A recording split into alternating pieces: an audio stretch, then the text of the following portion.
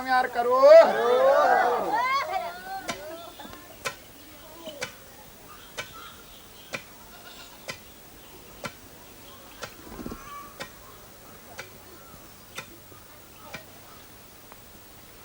This film is about a family in a village in central Ceylon and about the god to whom they took their problem. We first met them walking in tears through a paddy field, trying to solve the biggest problem of their lives, the disappearance of their son, Ratnayaka. Ratnayaka was 11 years old when he vanished a year and a half ago.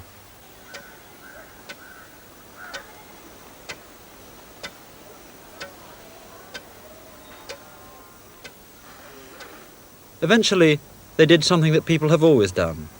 They turned for help to a god.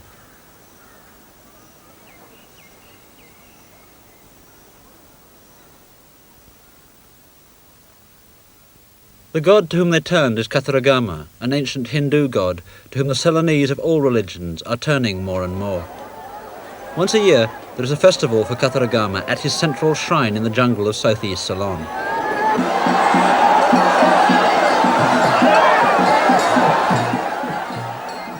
While some of the traditional gods are fading, more and more people now come to Kataragama than ever came in the past, especially the growing middle class. First I came and then made a vow to get through my exam, and I got through. And the next year I came and fulfilled it. And then again I came and made a vow to get a job, and got it.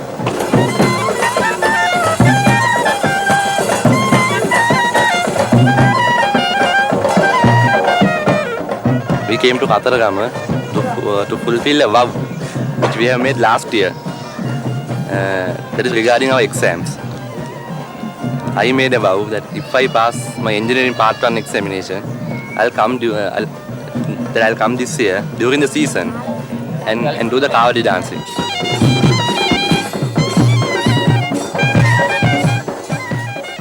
Suddenly, Ceylon has problems that she never had before. Jobs, money, promotion, success, all on a scale that the West would find hard to believe, and with total economic disaster hovering around the corner. The Ceylonese have tried all the usual answers for their economic difficulties, even revolution. But more and more now, they're turning to the traditional way of solving the unsolvable, and even the government ministers now come to perform penances for the god. But Kataragama does not give his help for free. If he gives you what you ask, you must always repay him in whatever way you promised.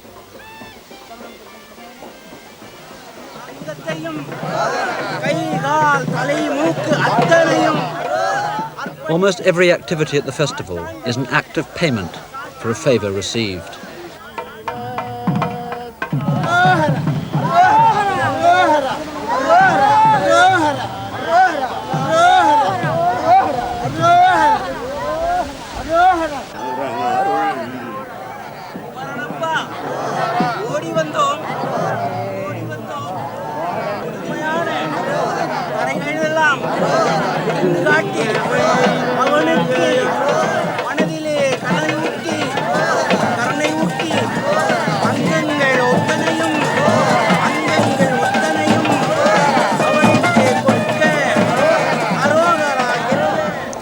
Well, when I'm really in a jam, I go to Kataragama. I don't go to church any longer.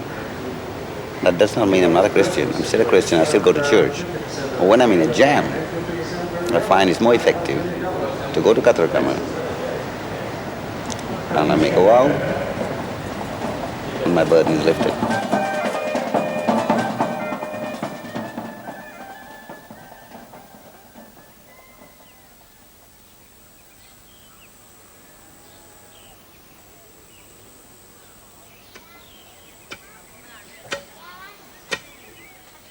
When Ratnayaka vanished, he was staying here at his grandmother's house to keep her company for a bit.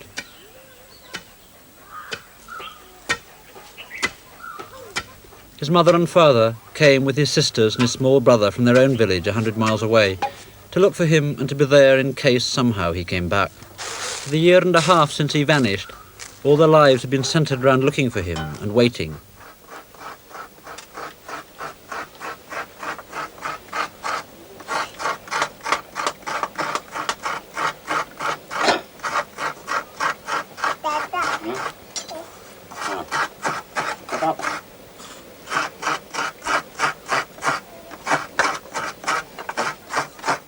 Slowly, we pieced together what had happened.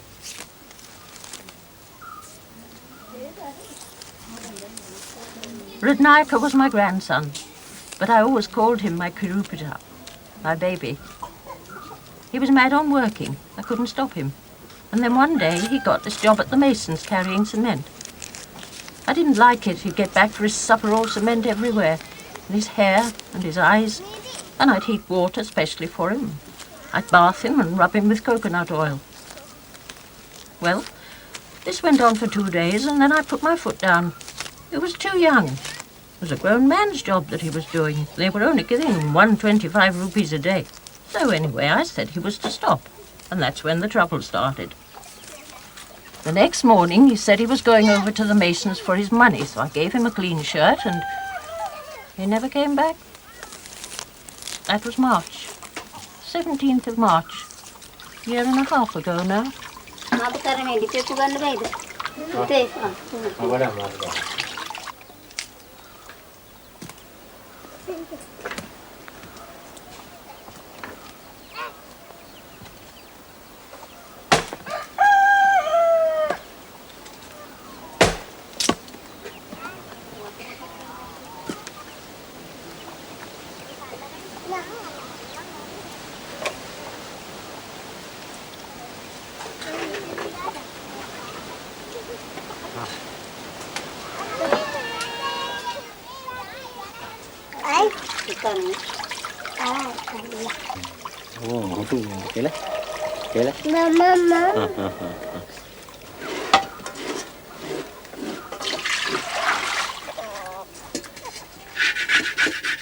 Once we got here, we didn't know what to do, really. My mother had looked everywhere. So we went to the mason again, who said that Ratnayaka had come for his money, and that was the last he'd seen of him. The only person who seemed to have any theories was the shopman up at the bus stop, who said that a boy who sounded like our boy had come and bought a banana off him that day and had caught the bus for town. So we went there to look. We've been so many times, but we didn't find him.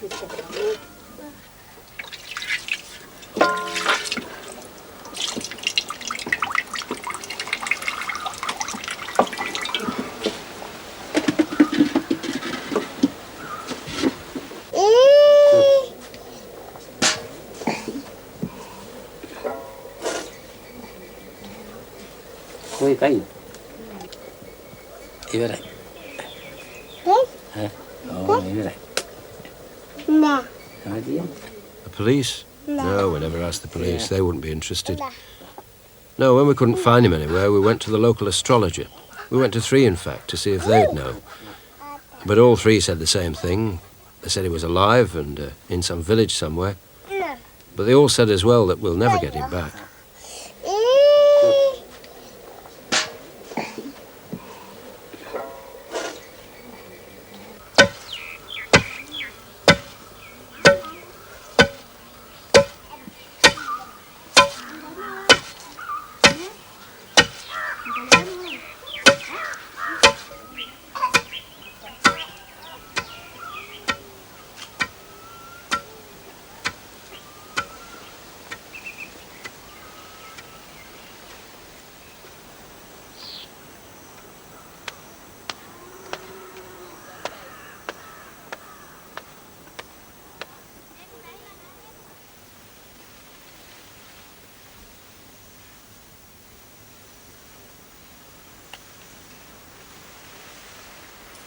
Sometime later, Douglas went back to his own village once more to see if there was any sign of his son. To get to his house from the bus, Douglas has to pass 2 stone Buddha statues carved for a king 700 years ago. Like most Ceylonese, Douglas is a Buddhist. As any Buddhist would, he knelt to pay his respects to the Buddha and to recite the 5 precepts, but not to ask for help, because the Buddha is powerless to help.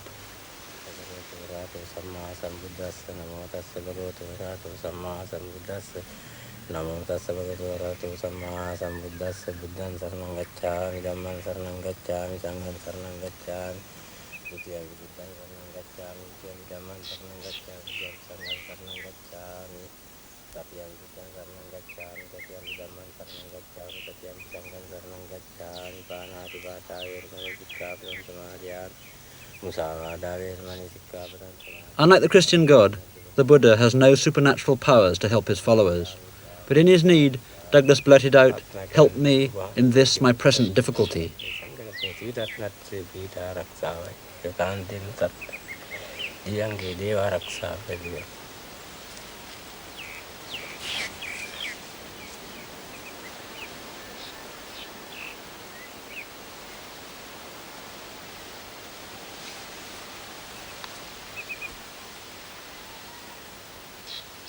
Douglas went off home, but, as so often before, Ratnayaka was not there.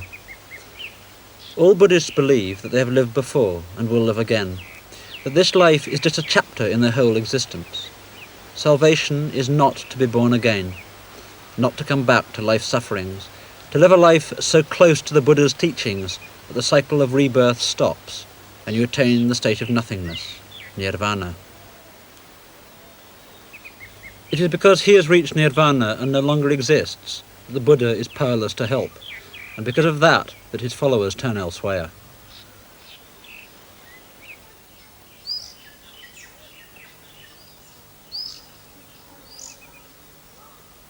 One day, Douglas and his wife set off to try yet another astrologer in a distant village. They'd heard that he was very good. In Ceylon, people believe that the major events of your life are dictated by the good and bad things you've done in your previous lives, and that the good and bad things that you do in this life will influence the pattern of your future lives.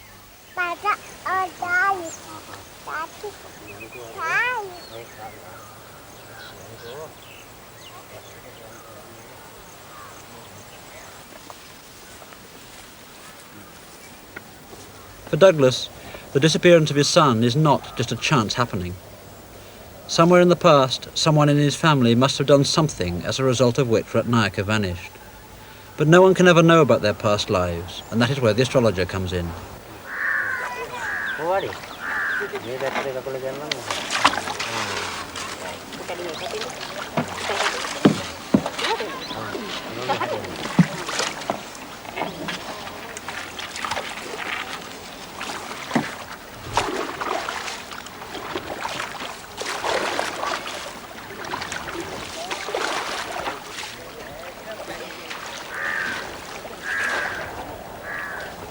The astrologer cannot tell you about your past life, but he can see and chart the pattern of how things are going to be in the future, can chart what is called your future karma. Unsatisfied with what the other astrologers had told them, they went to try once more.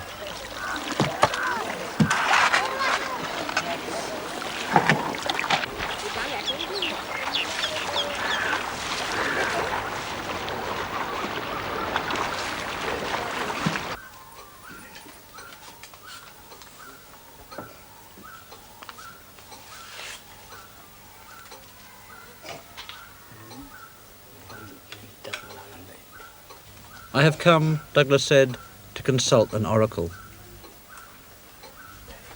The astrologer they went to bases his calculations on the time they arrived. They don't at all tell him why they've come. He looks at the clock, works it out from his book, and then he tells them.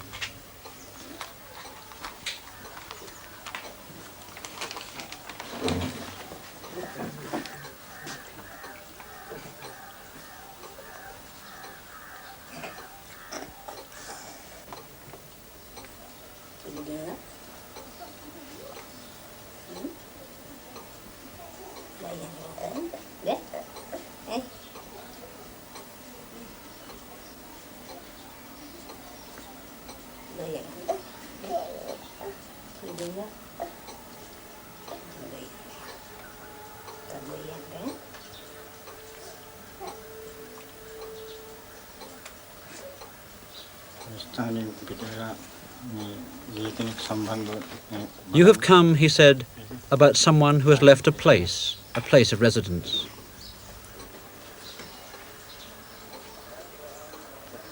There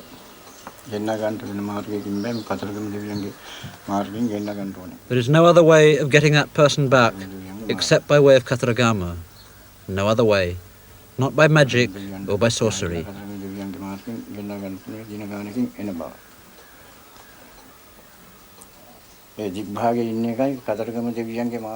You must go to Lord Kataragama and implore him and give a life for a life and whatever else you can afford.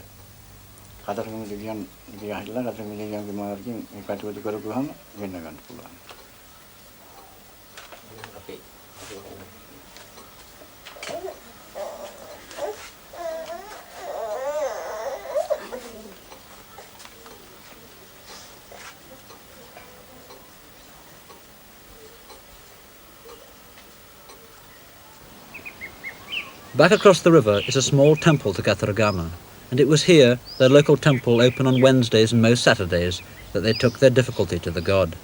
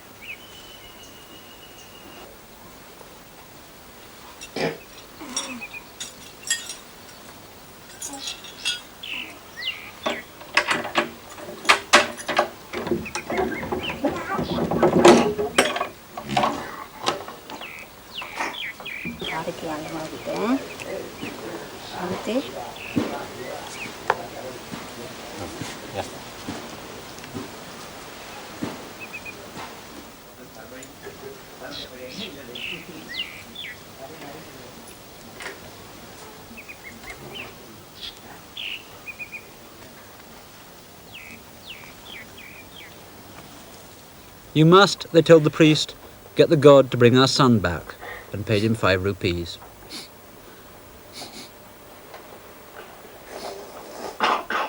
The priest asked them the boy's name.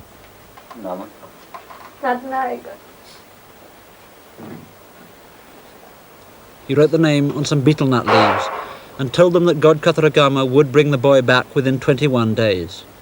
If not, they would burn the leaves, and this would send Ratnayaka into such a trance, a madness almost, that somehow he would have to come back then.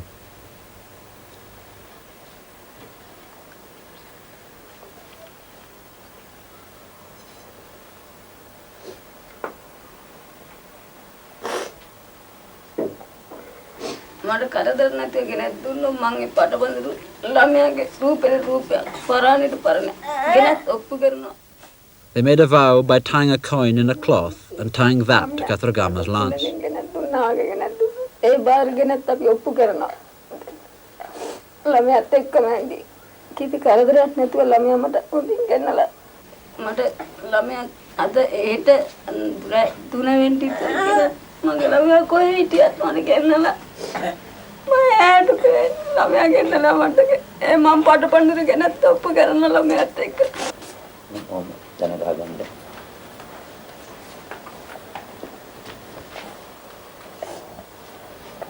නාගපාන්තයක් දහකට ආපුජායි භූවන්ති රාජවදනා දේව දිච්චාලයකට පස්වා දහකට ආදීවල නාපින්වත් නාරායන වන්දනායන් වහන්සේ They vowed that if within 21 days Kataragama brought back their son unharmed, then they would bring a young coconut sapling, a symbol of their own lives, and plant it for the god outside the temple.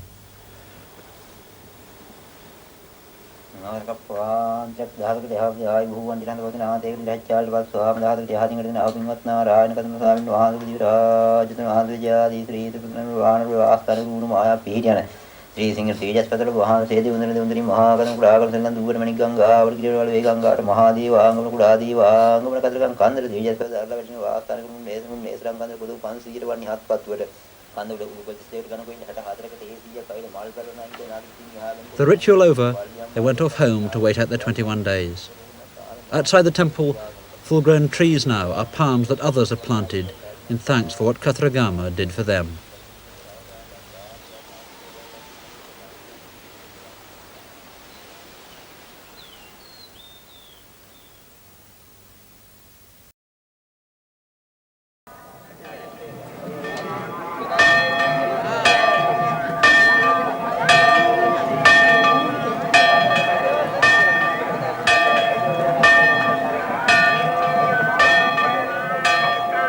We left Douglas at home to wait out his 21 days and went to the central shrine of Kataragama, deep in the jungle of southeast Ceylon, where the annual festival for the god was beginning. Most people who come to the festival don't come to ask for things, but to thank the god once they've got what they wanted, and to repay in whatever way they promised.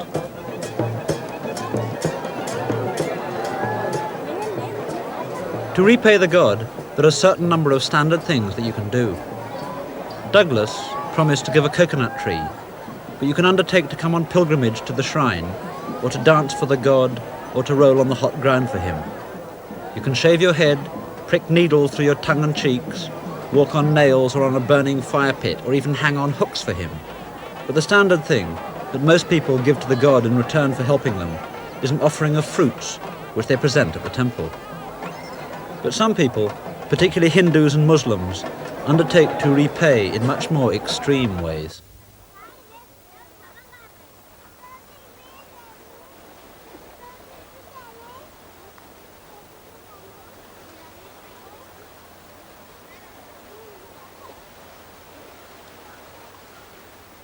Mr. Karim owns a tea shop in downtown Colombo, but 10 years ago he was a corporal in the army and involved by his superior officers in a coup against the government.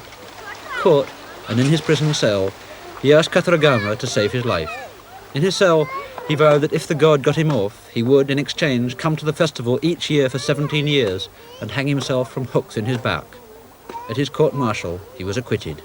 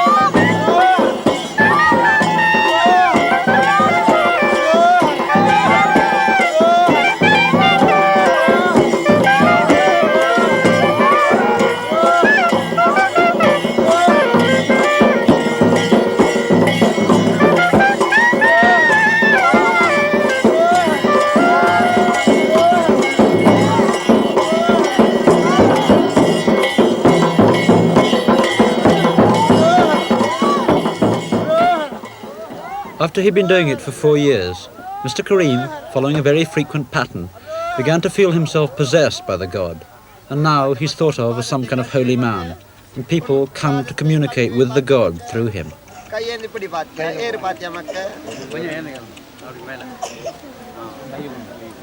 இருந்தாலும் இதோ என் வெற்றி நாடிதான் பாத்தியா விளங்குதா அதோ வெற்றி கொடியை நாட்டி கொடுப்பேன் முக்காலும் சத்தியம் தான் மக்கா என் காணிக்கையை போட்டு ஒன்னரை வள்ளி காணிக்கை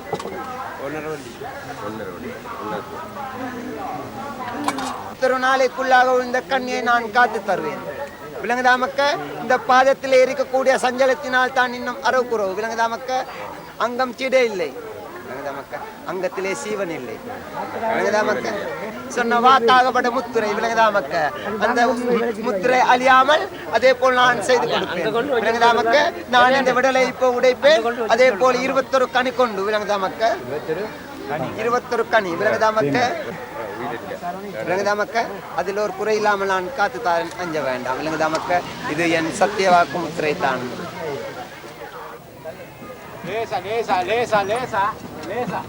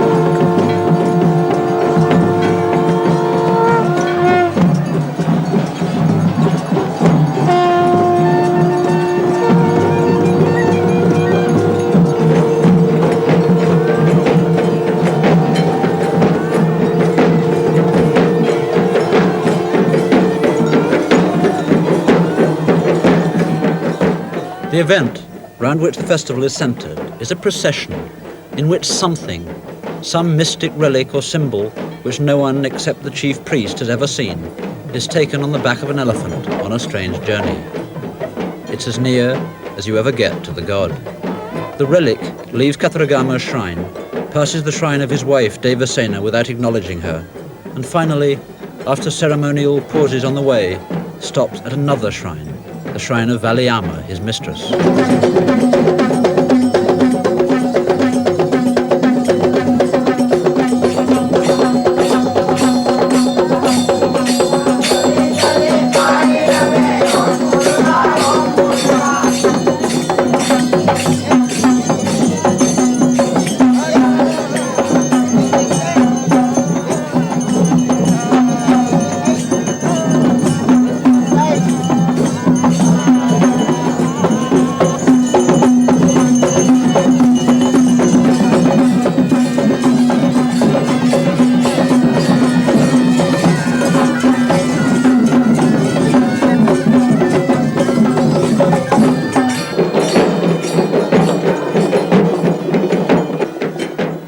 If you ask people at Kataragama who the god is, you get a whole jumble of different answers. Most people will tell you that he is a god well known all over southern Asia, one of the two sons of Shiva. But you hear more exotic stories, especially from the Christians and Muslims. Stories about Macedonian princes and 13th century mystics with holes in their ears. Douglas, in the village, thought that he lived in a palace somewhere deep in the jungle, surrounded by slaves and guarded by wild animals. And almost everyone believed that he comes somehow during the festival, disguised as a beggar perhaps, or as a beautiful woman.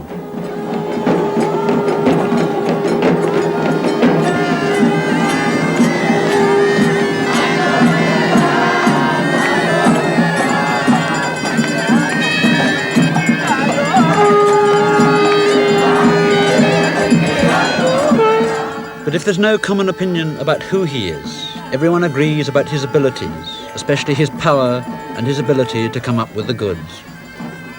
In mythology, Kataragama fought and defeated the Titans, For him, everything is possible. A living, passionate, almost human God.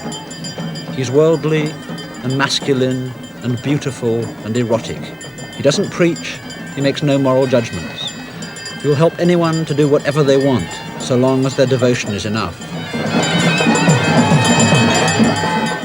But above all, his quality is power to do anything.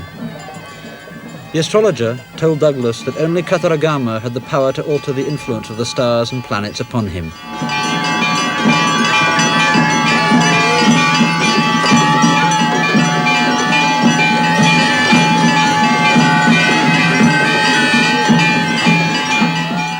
Finally, the elephant stops outside the temple of the god's mistress. It is the climax. The relic is carried inside and left behind the curtain where no one can ever go, the god alone with his mistress. Each night he stays for 15 minutes, the final full moon night till dawn.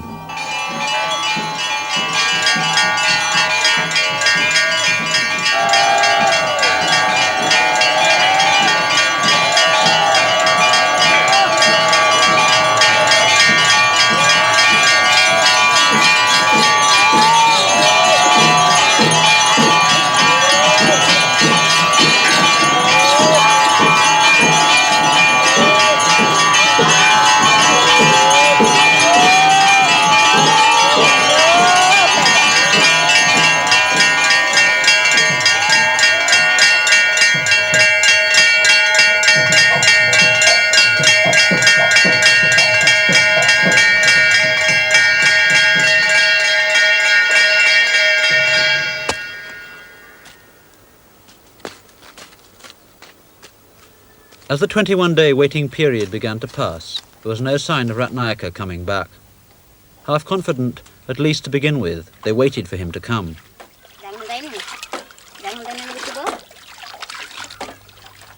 Most of the people in Ceylon who take their problems to the god have practical problems that most of us would now take to the welfare or social security department. But in Ceylon, the religious bits of life are not chopped off from the others. Douglas is not a religious man. In a corner of his house, there's a lamp for the Buddha, but it hasn't been lit for a long time. He went to the god as being the practical thing to do, and some people will even tell you that the gods are nothing to do with religion, just good fixers. But even though most people go to the god with practical needs, a small percentage of the population, just as in the West, have needs of a more religious and emotional sort. I was in England in 1958 and 59. I was attached to HMS Drake.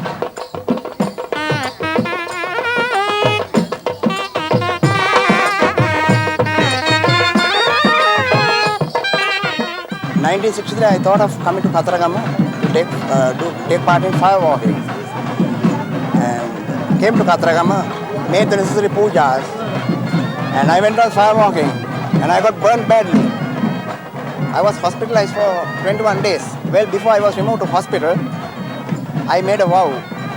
The vow was to cure my wounds, to safeguard me and allow me to go to work in a specified time.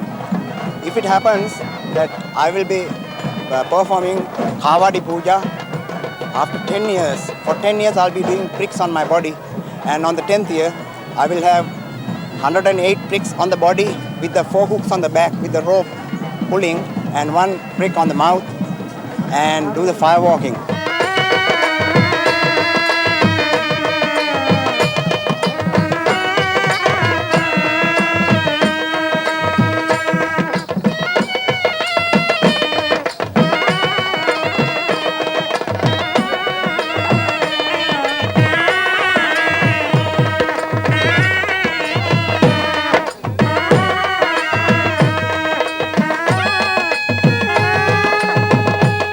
When I got burned, it affected me mentally. I thought the God punished me for doing various things in the Navy. You know what a sailor's life is. So being a sailor, I came here. So that worked in me very badly, thinking that the God punished me for what I have done in the Navy. So I thought the best remedy for this, to get pardon from the God. So I made this vow to please him. according to the Buddhism, it is against the Buddhism to do the tricks. I don't think I can't practice Buddhism, right? At least up to the mark, But I think we are not intelligent enough to understand Lord Buddha's teaching.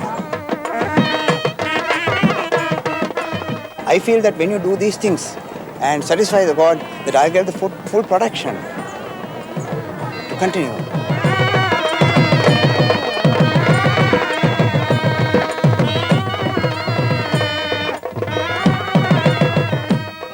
And being a human being, I don't think you'll be able to live without the protection of God. You must have the protection of God. That's what I feel.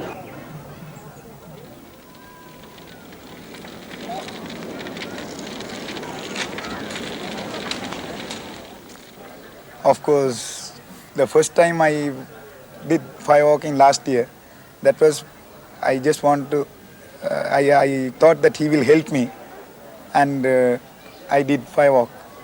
But later, due to my past sins, I couldn't firewalk and get rid of getting burnt. Did you get badly burnt the first time you tried it? Yes, I got badly burnt last time.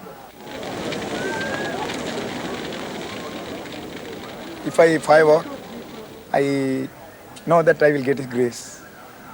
His grace, by suffering, I get His grace. Because my karma is over, my sins are over. I have committed, of course, I have assaulted my own father. That is the biggest sin that I have committed. I don't think anything else I would have committed.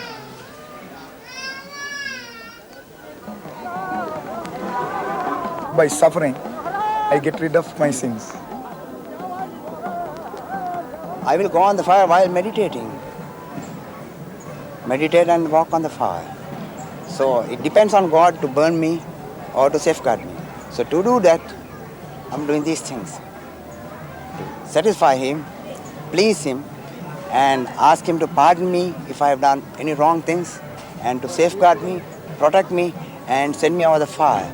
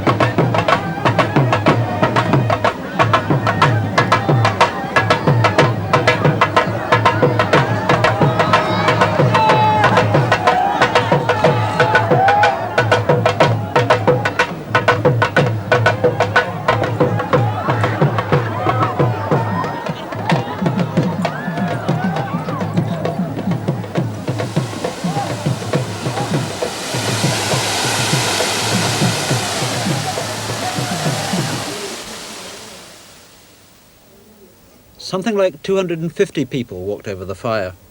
The next day, in the emergency hospital, there were 27 cases of burning. For all of them, the real problem was not so much the burns, but the fact that in some way they were unworthy or impure, and the God had chosen not to protect them.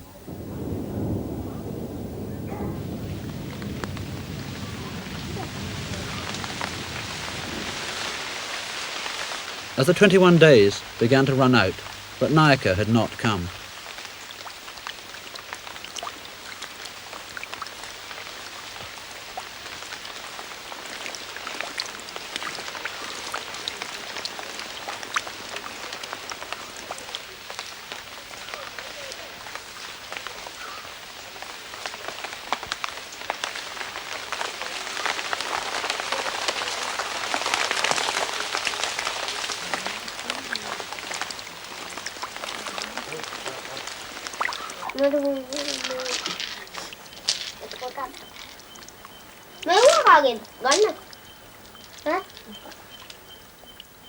By the end of the 21st day, he still had not come.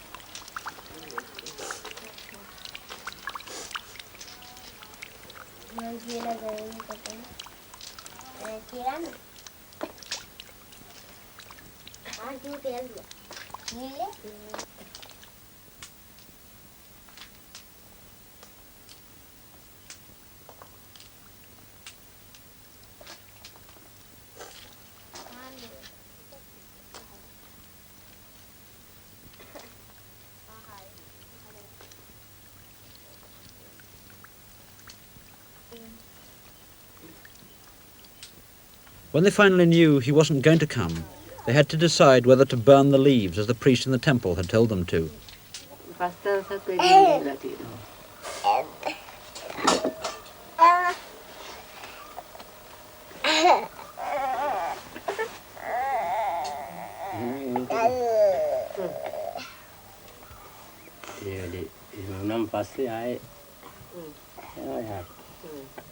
Douglas thought they should go and talk to the priest again.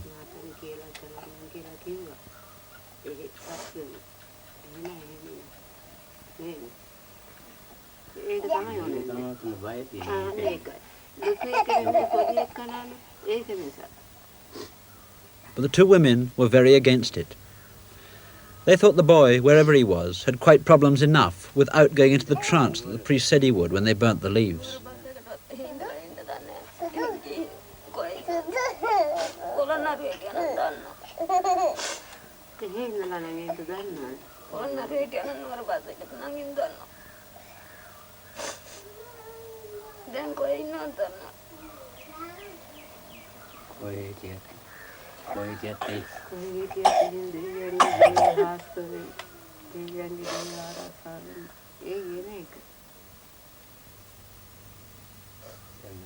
In the end, they decided to do nothing.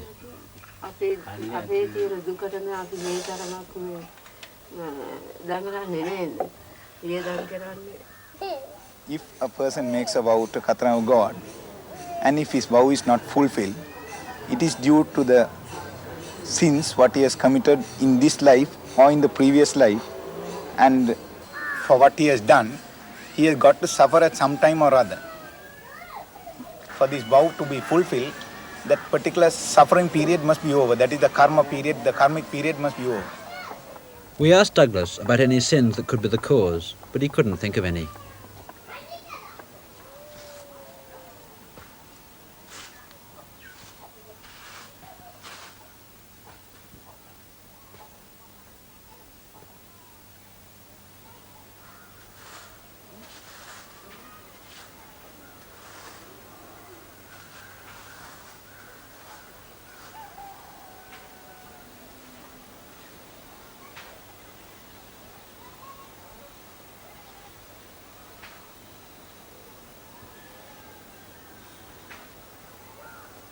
At the end, he was just beginning to have a new idea.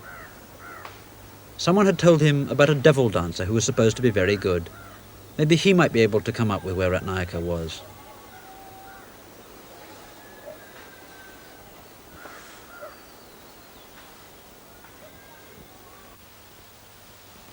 And then something quite strange happened. The next day, Douglas went off home to his own village to see if his rice was ripe. When he got there, Ratnayaka was waiting, having got home a day or so before.